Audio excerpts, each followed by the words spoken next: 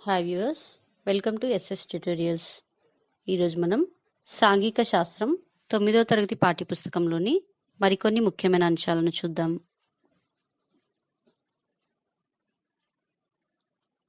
యూరోప్లో 17వ శతాబ్దం ఆరంభంలో ఇంగ్లాండ్ను ట్యూడర్ వంశానికి చెందిన రాజులు పాలించేవాళ్ళు. ఆ సమయంలో రోమన్ కాథలిక్ చర్చి అధిపతిగా పోపు ఉండేవాడు. 1603లో ట్యూడర్ వంశానికి చెందిన ఆఖరి రాణి చనిపోవడంతో స్టూవర్ట్ వంశానికి చెందిన జేమ్స్ I రాజు అయ్యాడు.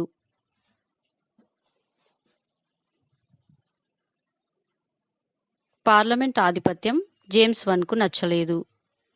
రాజుకు పూర్తి అధికారాలు దేవుడి నుండి లభించాయని, దైవమిచ్చిన హక్కుతో రాజు పాలిస్తాడని నమ్మాడు. దీనినే దైవదత్త సిద్ధాంతం అంటారు.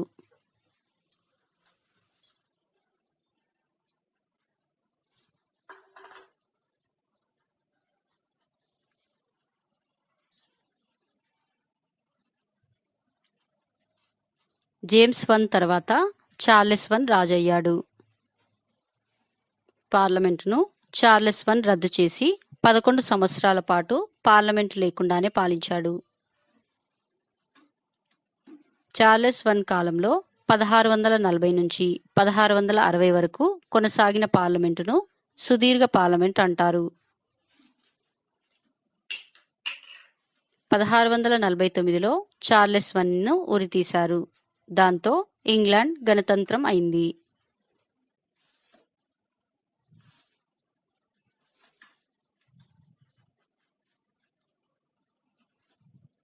చార్లెస్ I మనవరాలు మేరీ 1688లో విలియం ఆఫ్ ఆరెంజ్ని అతని భార్య మేరీని ఇంగ్లాండ్ సింహాసనాన్ని అధిష్ఠించమని పార్లమెంట్ ఆహ్వానించింది. అప్పుడు ఏర్పడిన కొత్త ప్రభుత్వ వ్యవస్థలో మంత్రులు పార్లమెంటుకి జవాబుదారీగా ఉండేవాళ్ళు. రాజుకి చాలా అధికారాలుండేవి.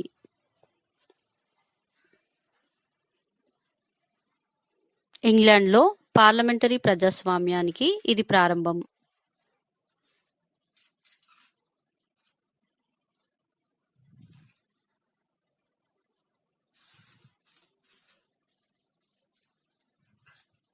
రాజు అధికారం ఇప్పుడు దైవం ఇచ్చిన అధికారం కాదు, పార్లమెంట్ ఆమోదించిన అధికారం. దీనినే రాజ్యాంగబద్ధ రాజరికం అంటారు. ఇదంతా ఒక్క తుపాకీ గుండు కూడా పేల్చకుండా, ఒక రక్తం బొట్టు కూడా చిందించకుండా జరిగింది. అందుకే ఈ మార్పుని మహోన్నత విప్లవం లేదా రక్తపాత రహిత విప్లవం అంటారు.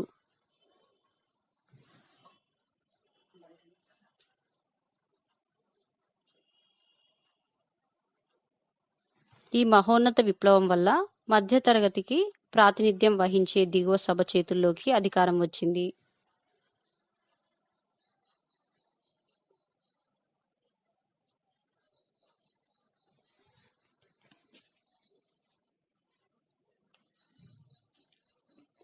ఈ కాలంలో పార్లమెంట్ ఎన్నికల్లో ఓటు వేసే అధికారం కేవలం భూమి లేదా ఆస్తులున్న వాళ్ళకే ఉండేది. 1928 నాటికి వయోజనులందరికీ ఓటు హక్కు కల్పించారు. 1492 కొలంబస్ అమెరికా ఖండాన్ని కనుగొన్న తర్వాత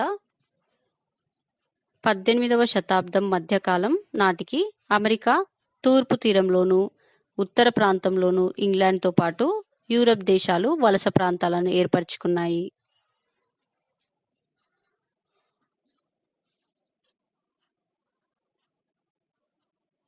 పదమూడు రాష్ట్రాలు బ్రిటిష్ వలస ప్రాంతాలుగా ఏర్పడ్డాయి.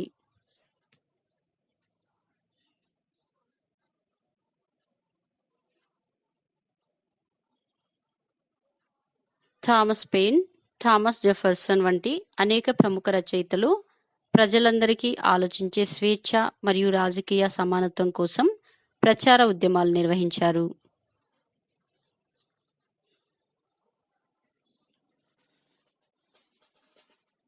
1774లో 12 వలస రాష్ట్రాల ప్రతినిధులు బ్రిటిష్ ఆధిపత్యానికి వ్యతిరేకంగా నిరసన వ్యక్తపరచడానికి ఫిలడెల్ఫియా కాంగ్రెస్లో సమావేశమయ్యారు.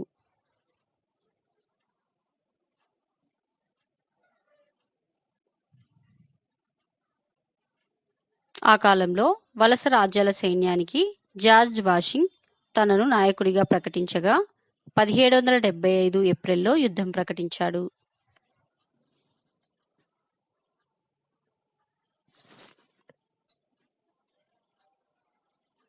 ఫ్రాన్స్ సైనిక సహాయంతో 1781 అక్టోబర్లో అమెరికా ప్రజలు ఈ యుద్ధంలో విజయం సాధించారు.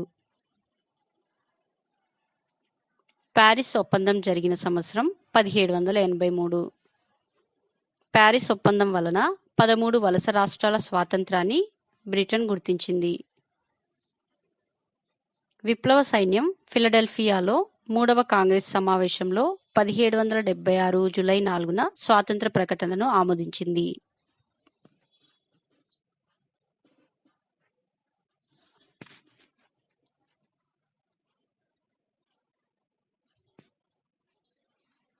ఈ ప్రకటన రూపకర్త థామస్ జెఫర్సన్ 1789లో అమెరికా సంయుక్త రాష్ట్రాల ప్రభుత్వ గణతంత్ర రాజ్యాంగాన్ని ఆమోదించింది. క్రీస్తు శకం 1774లో లూయి 16 ఫ్రాన్స్కి రాజు అయ్యే నాటికి దేశ కోశాగారం ఖాళీగా ఉంది.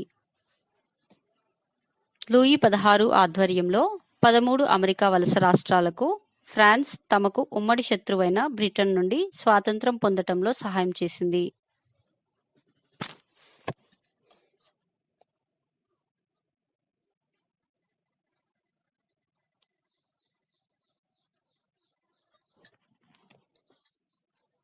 పద్దెనిమిదవ శతాబ్దంలో ఫ్రెంచ్ సమాజం 3 ఎస్టేట్లుగా విభజించబడింది. మొదటి ఎస్టేట్లో మతాధిపతులు, రెండవ ఎస్టేట్లో కూలీన వర్గాల వాళ్ళు, మూడవ ఎస్టేట్లో వ్యాపారస్తులు, వకీళ్ళు, రైతాంగం, కార్మికులు, సేవకులు, సమాజంలోని మిగిలిన వర్గాల వాళ్ళు ఉండేవాళ్ళు.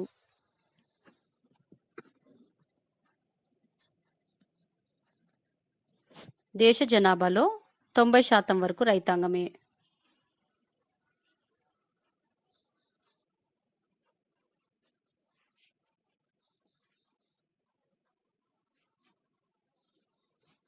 చర్చి రైతాంగం నుండి తన వంతుగా వసూలు చేసే పన్నులను టయత్ అంటారు.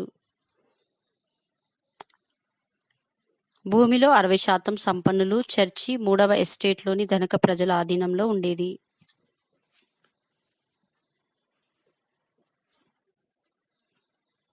టైత్ ప్రకారం వ్యవసాయ ఉత్పత్తిలో 10వ వంతు చర్చికి చెల్లించాలి.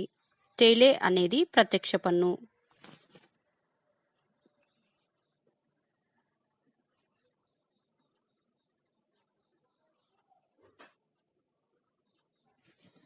జాన్ లాక్ 2 ట్రైటీస్ ఆఫ్ గవర్నమెంట్ అన్న పుస్తకంలో రాజుకి పరిపూర్ణ హక్కులు ఉన్నాయన్న నమ్మకాన్ని వ్యతిరేకించాడు.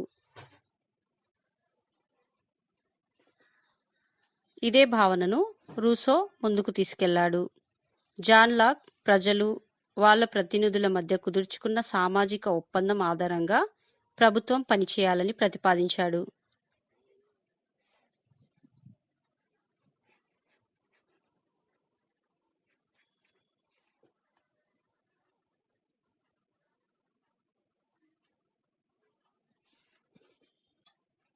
The spirit of the laws అన్న పుస్తకంలో మాంటెస్క్యూ అనే తత్వవేత్త అధికారాన్ని శాసనసభ, కార్యనిర్వాహక వర్గం, న్యాయ వ్యవస్థల మధ్య విభజించాలని ప్రతిపాదించాడు.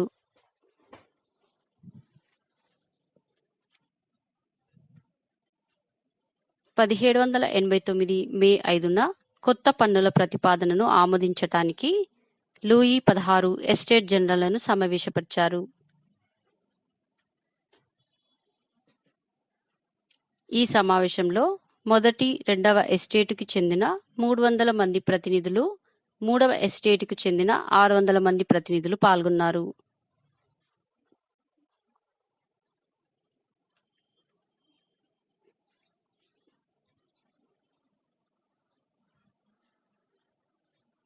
ద సోషల్ కాంట్రాక్ట్ అన్న పుస్తకంలో రూసో వంటి తత్వవేత్తలు సూచించిన ప్రజాస్వామిక సూత్రాలలో ఒకటి.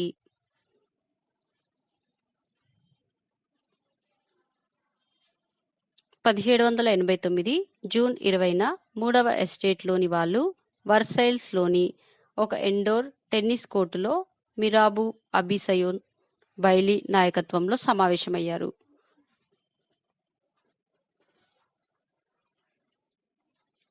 మూడవ ఎస్టేట్లోని ప్రజలు 1789 జూలై 14న బాస్టిల్ నగర కారాగారంపై దాడి చేసి దానిని బద్దలు కొట్టి ఖైదీలను విడుదల చేశారు. నాటి నుండి ఆ తేదీను ఫ్రాన్స్ జాతీయ దినంగా పరిగణించబడుతుంది.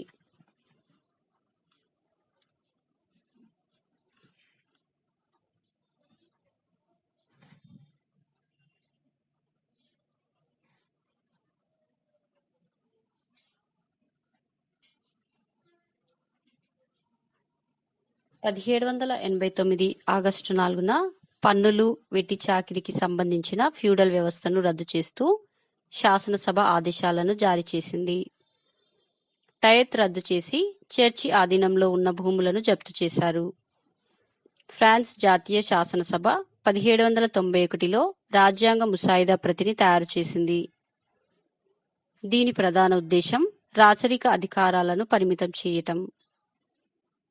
1791 రాజ్యాంగం చట్టాలను చేసే అధికారాన్ని జాతీయ శాసనసభకి ఇచ్చింది.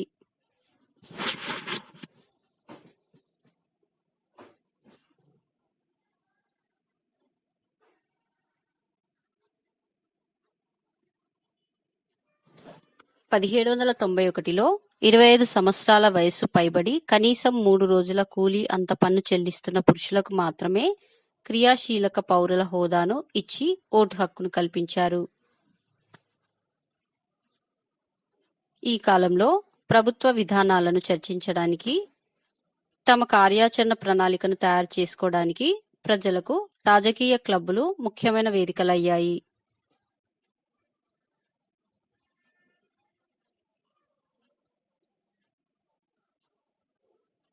ఆ రోజుల్లో రాజకీయ క్లబ్బులలో జాకోబిన్ క్లబ్ చాలా ప్రసిద్ధి చెందింది.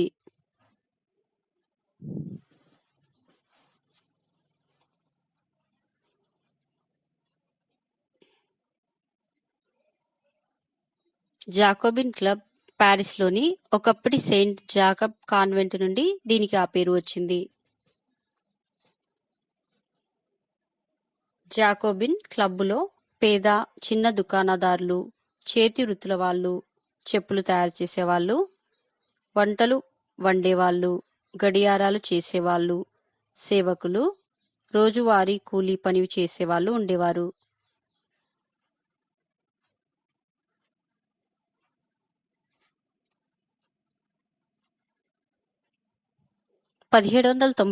ఆగస్టు 10న జాకోబిన్లు ట్యూలెరీన్స్ మహల్ మీదికి దండెత్తి రాజు రక్షక భటులను చంపివేసి అనేక గంటల పాటు రాజును బందీగా ఉంచారు.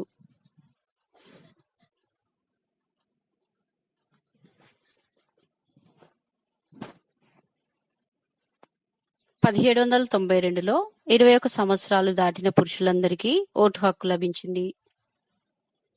ఆ తర్వాత కొత్తగా ఎన్నికైన జాతీయ సభను నేషనల్ కన్వెన్షన్ అని పిలవసాగారు.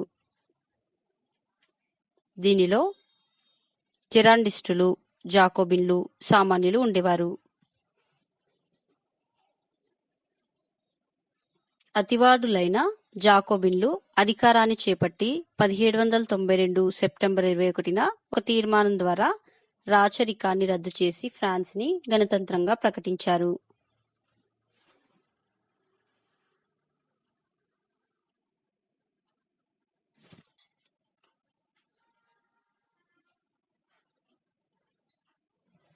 కుట్ర ఆరోపణపై 1793లో లూయి 16 రాణి మేరీ ఆంటోనియెట్లకు మరణశిక్ష విధించారు.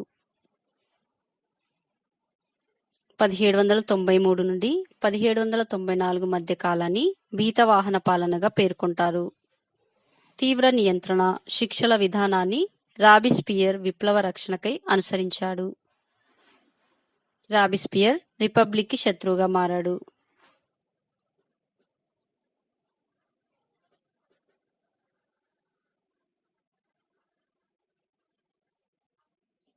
ఆ కాలంలో దోషులను గిల్లెటిన్ ద్వారా చంపివేసేవాళ్ళు. ఆ కాలంలో వేతనాలు, ధరల మీద కూడా పరిమితి విధిస్తూ రాబిస్పియర్ ప్రభుత్వం చట్టాలు చేసింది. రాబిస్పియర్ ప్రభుత్వం మాంసం, రొట్టెలకు రేషన్ విధించారు.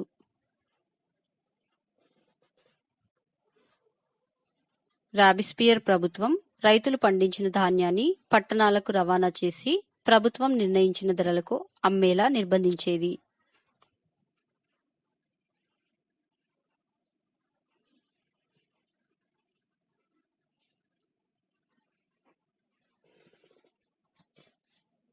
రాబిస్పియర్ ప్రభుత్వం ఖరీదైన తెల్లపిండి వాడటాన్ని నిషేధించింది. రాబిస్పియర్ ప్రభుత్వం చర్చిలను మూసివేసి వాటి భవనాలను సైన్యానికి, ప్రభుత్వ కార్యాలయాలకు ఇచ్చింది. 1794 జూలైలో న్యాయస్థానం ద్వారా రాబిస్పియర్ను దోషిగా తేల్చి గిల్లెటిన్ ద్వారానే చంపివేశారు.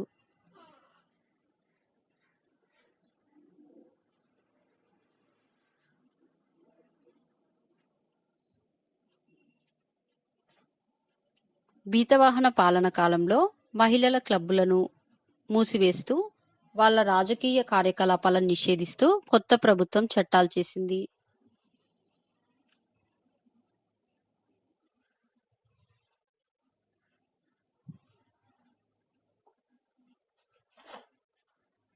ఫ్రాన్స్ మహిళలకు అంతిమంగా 1946లో ఓటు హక్కు లభించింది. నేషనల్ కన్వెన్షన్ రూపొందించిన రాజ్యాంగం ద్వారా ఎన్నికైన 5 సభ్యులతో కూడిన డైరెక్టరీ పాలన ఏర్పడింది.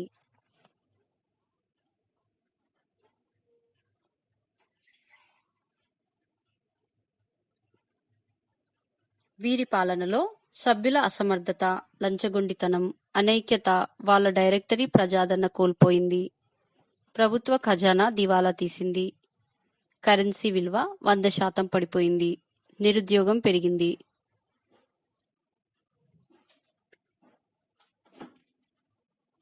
నెపోలియన్ డైరెక్టరీలోని అబ్బీ సయన్ సహాయంతో పాలన చేజిక్కించుకున్నాడు.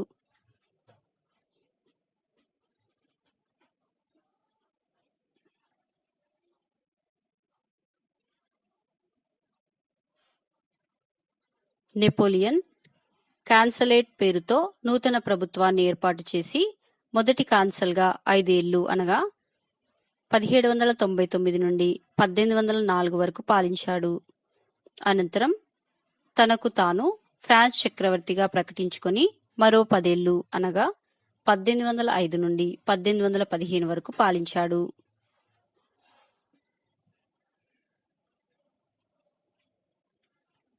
నెపోలియన్ కాలంలో ఫ్రాన్స్ సామ్రాజ్యం అత్యున్నత స్థాయికి చేరింది.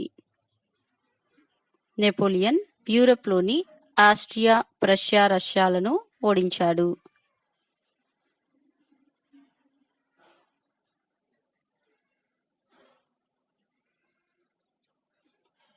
Napoleon Spain, పోర్చుగల్లను ఆక్రమించాడు. 1810 నాటికి టర్కీ సామ్రాజ్యం, ఇంగ్లాండులు తప్ప ఐరోపా ఖండమంతా నెపోలియన్ చేతిలోకి వచ్చింది.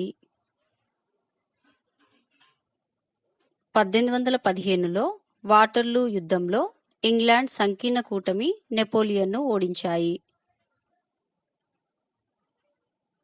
1815లో ఆస్ట్రియా ప్రధాని మెటర్నిక్ అధ్యక్షతన జరిగిన వియన్నా సమావేశం ఐరోపా రాజకీయ స్వరూపాన్ని మార్చింది.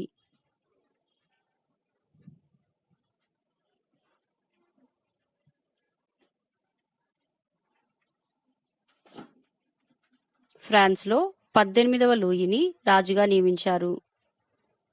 18వ లూయి తర్వాత ఫ్రాన్స్కు 10వ చార్లెస్ రాజు అయ్యాడు. 10వ చార్లెస్ కులీనుల, మతాధికారుల ప్రత్యేక హక్కుల పునరుద్ధరణకు ప్రయత్నించాడు. 10వ చార్లెస్ పత్రికా స్వాతంత్రాన్ని, ప్రతినిధుల సభను రద్దుపరిచాడు.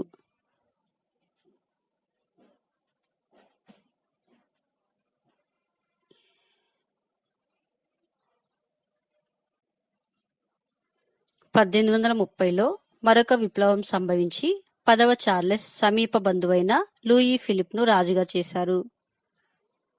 లూయి ఫిలిప్ ప్రజలు కోరుకున్న సంస్కరణలు తీసుకురావటంలో విఫలమయ్యాడు. సంస్కరణ విందులను నిషేధించాడు. 1848లో జరిగిన మరొక విప్లవం వలన లూయి ఫిలిప్ ఫ్రాన్స్ నుండి పారిపోయాడు. 1848లో రాచరికాన్ని తొలగించినప్పటికీ మూడవ నెపోలియన్ కాలంలో మళ్లీ అధికారంలోకి వచ్చింది.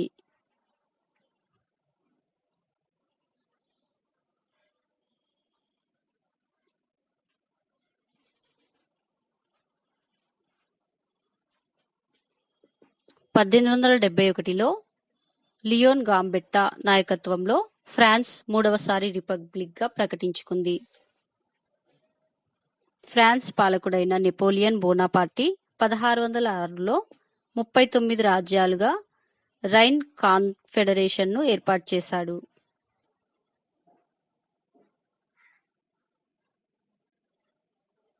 నెపోలియన్ పతనానంతరం వియన్నా సమావేశం ఈ రాజ్యాలను తిరిగి పాత రాజ్యాలుగా విభజించింది.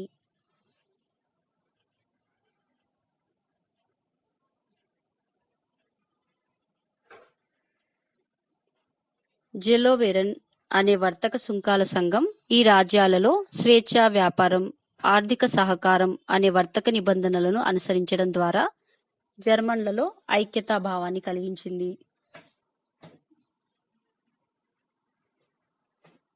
ఈ ఆర్థిక సహకారం రాజకీయ ఐక్యతకు దారితీసి జర్మనీ ఏకీకరణకు తొలి సోపానంగా పనిచేసింది.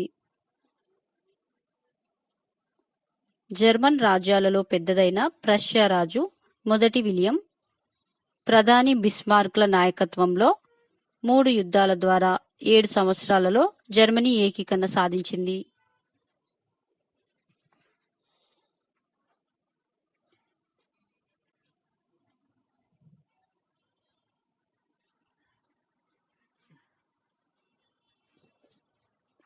ప్రష్యా ప్రధాని బిస్మార్క్ రక్తపాతం బలప్రయోగం అనుసరించాడు.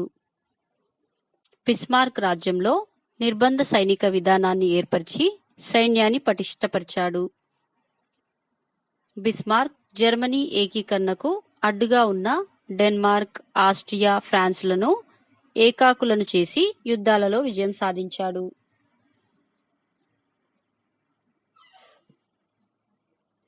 1865 ఆగస్టులో హూల్స్టెయిన్ను ఆస్ట్రియా నియంత్రణలో ఉంచడమైంది.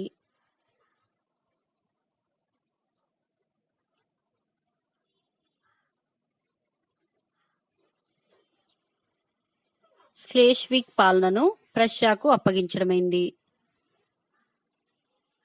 1866 జూలై 3వ తేదీన ప్రష్యాకు, ఆస్ట్రియాకు మధ్య సాడోవో దగ్గర యుద్ధం మొదలైంది. ప్రష్యా చేతిలో ఆస్ట్రియా పరాజయం పాలైంది.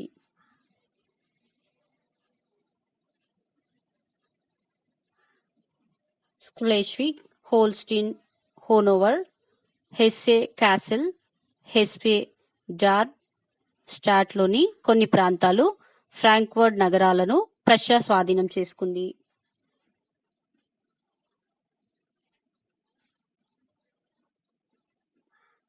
తమ పాలకురాలు ఇసాబెల్లాతో విసిగిపోయిన స్పెయిన్ ప్రజలు క్రీస్తు శకం 1863లో ఆమెను సింహాసనం నుండి తొలగించి ఆ స్థానాన్ని ఆక్రమించమని లియోపోల్డ్ను కోరారు. కానీ అతను అంగీకరించలేదు.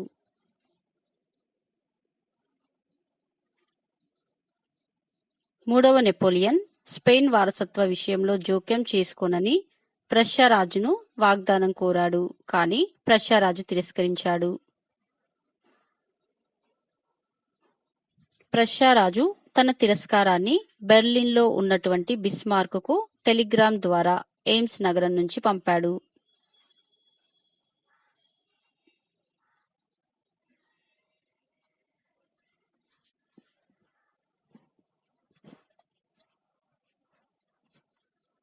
వీటి ఫలితంగా ఫ్రాన్స్, ప్రష్యాల మధ్య యుద్ధం మొదలైంది.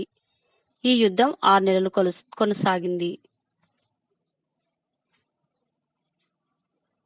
ఈ యుద్ధంలో ప్రష్యా దళాలు ఫ్రాన్స్ దళాలను ఓడించాయి. మూడవ నెపోలియన్ ప్రష్యా దళాలకు లొంగిపోయాడు. విజయం సాధించిన ప్రష్యా సైనికులు ఫ్రాన్స్ రాజధాని ప్యారిస్ను చేరుకొని ఐక్య జర్మనీ అవతరణను ప్రకటించారు. ప్రథమ ఐక్య జర్మన్ చక్రవర్తిగా మొదటి విలియంకు పట్టాభిషేకం చేశారు.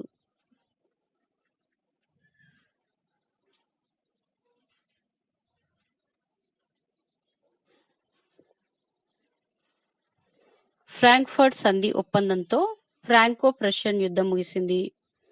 ఫ్రాంక్ఫర్ట్ సంధి వల్ల ఆల్సేన్, లోరైన్ ప్రాంతాలు జర్మనీకి లభించాయి. 1871 నాటికి జర్మనీ ఏకీకరణ సాధించడం జరిగింది.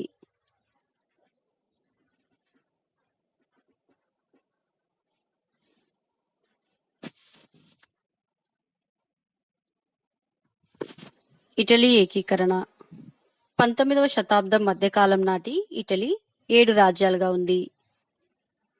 ఇందులో సార్డినియా, పిడ్మాంట్ అన్న ఒక్కదానినే ఇటాలియన్ రాచరిక కుటుంబం పరిపాలించేది.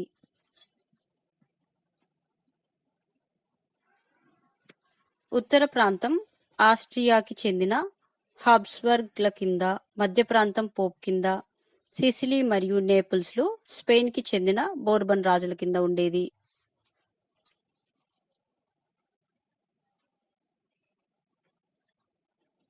1830లలో ఏకీకృత ఇటాలియన్ గణతంత్రాన్ని ఏర్పరచటానికి గెసిప్పి మాజిని ఒక కార్యక్రమంను రూపొందించారు.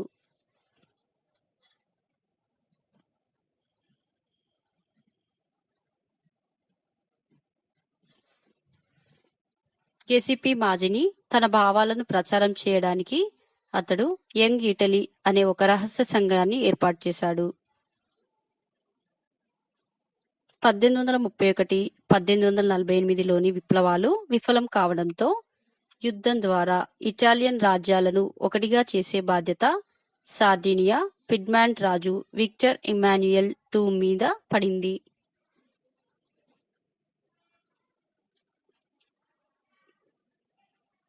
ఇటలీ ప్రాంతాలను కలిపే ఉద్యమానికి నాయకత్వం వహించిన ప్రధానమంత్రి కౌంట్ కపూర్ ఫ్రాన్స్తో తెలివిగా దౌత్య సంబంధాన్ని కుదిర్చిన ఫలితంగా 1859లో ఆస్ట్రియన్ సైన్యాన్ని సార్డినియా, పిడ్మాంట్ ఓడించగలిగింది.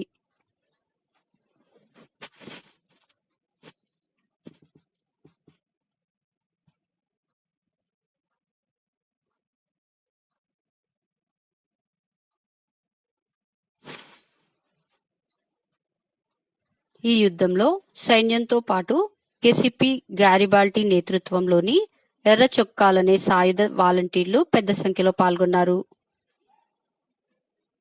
1860లో వీళ్ళు దక్షిణ ఇటలీ నుండి సిసిలీ రాజ్యంలోకి చొచ్చుకొని పోయి స్థానిక రైతాంగ మద్దతుతో స్పానిష్ పాలకులను తరిమికొట్టి సిసిలీపై నిరంకుశ ఆధిపత్యాన్ని సాధించారు.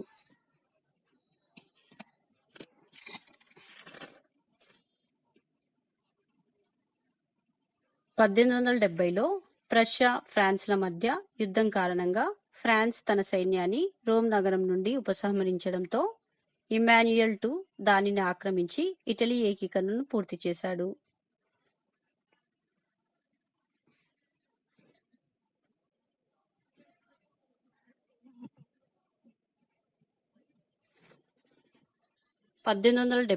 లో ఇటలీకి విక్టర్ ఇమాన్యుయల్ IIను రాజుగా ప్రకటించారు.